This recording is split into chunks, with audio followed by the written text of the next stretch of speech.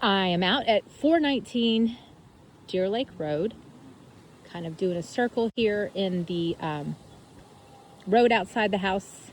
Let you see what we're looking at. The subdivision ends right here. So you're at a cul-de-sac concept. You have one, this is not a through street. Again, it's just a cul-de-sac as well. The house does sit up higher. I do see a ton of potential here. All of this landscape needs to come out, start fresh and new. The ornate detail doesn't really help it in my opinion. Notice the driveway. I parked my car here so you could kind of see it. It does have a staircase that goes up on the side, again kind of showing you that we are up on an incline. Again, this is dating the home in a huge way. All of that needs to be ripped out, started over. I don't love the green. I think black would look really pretty. You could come up with a great colonial look on this home. Wanted to point out, this is not brick. You can hear it. It's just a plastic kind of cover. The home is very older in its layout, but I see great bones. So walking in, I would blow out a substantial amount of this and you would have a huge great room similar to what we were seeing over there on the Winter Park home. Hope it's not too early to say those words. But here we have what they're utilizing is probably a formal dining. Again, very traditional. Technically, that's probably the office, and this would be dining because you see the chandelier, but they're similar, basically same. So I'm going to stand over here and you can kind of see. So that's the hallway of the foyer. A lot of this wall area could come down. Again, this wall here is the back side of the living room. I would blow this open. You could have a 16-foot opening right here without having to adjust anything structurally. You might even be able to go up into the ceiling and do an I-joist that open it up even more. Here's the living room, all open to the kitchen.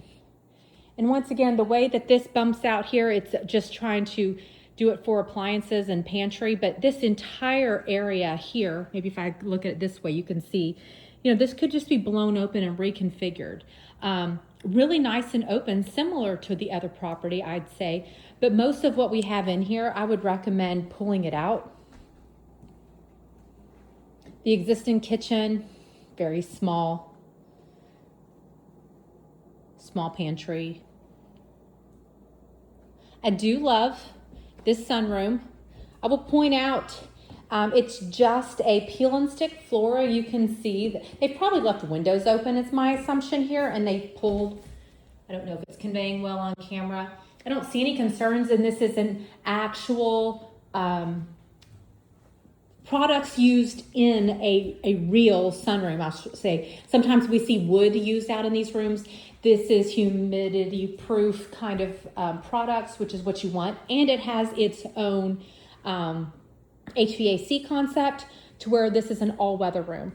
There's a door to get out, the windows slide. So this is a great space right here, nice overflow for any kind of entertaining. I'll go ahead and go over here to the right and show you the 2 bedrooms and the bathroom. Really good sized bedrooms. Double door closets is, again, good sized bathroom for the kids. This is a bit smaller of a room, maybe a 12-12, but it does have a really nice walk-in closet.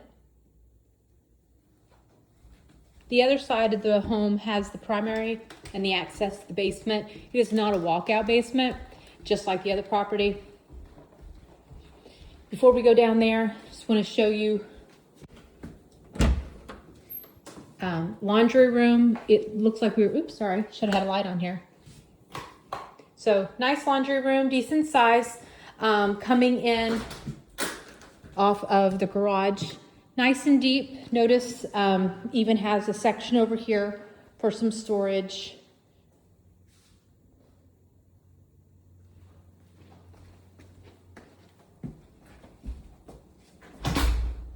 All right, primary is here on the back side of the home. It's not an overly large room. I mean, it's adequate. A little bit of a tray ceiling. It does have 2 closets. This is the first of the 2. And then the larger closet's over here. Then we step into the bathroom. It does have good natural light. The way this one's designed though, obviously a big soaking tub here. I'm gonna swing around. Poor plants are all dying. Toilet, double sink, and the tiled shower behind. So again, you could work off of this and just update it. Would be the cheapest thing to do if if they were okay with that layout. It's always the cheapest thing to do. If any monies need to be spent, in my opinion, it's right here in this space here where you could blow it out and have a really nice family space. Down in the basement, they've done waterproofing, so I don't see or smell anything that concerns me. They've got a bunch of storage here. One of the things I like to do is notice or look for cardboard and see if it's wet or moldy, and it's not. But you can see they've done professional waterproofing, but look at this huge basement. Again, I see the professional waterproofing where they go through, and then generally that comes with a lifetime warranty. But you've got this massive basement down here, plenty of opportunity to be able to finish it. I do not see a plumbed third bath down here, but that's not anything that can't be redone. I put a bathroom in my basement when I lived over in this area. You just do the upflush system. That this is what we're working with. Definitely a lot cleaner, more doable, less of a budget if you were to consider renovating this home.